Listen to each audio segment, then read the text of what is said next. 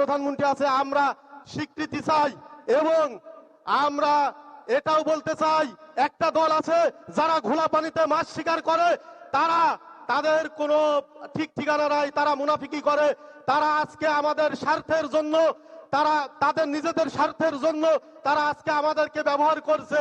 একটা সময় আছে তারা আবার আওয়ামী লীগকে ফিরিয়ে নিয়ে আসার জন্য চেষ্টা করবে। সুতরাং আমরা এই সংগঠনের মাধ্যমে আমরা সবাই ঐক্যবদ্ধ থাকব এবং কখনোই আমরা শেখ হাসিনাকে এই দেশে আসতে দিব না।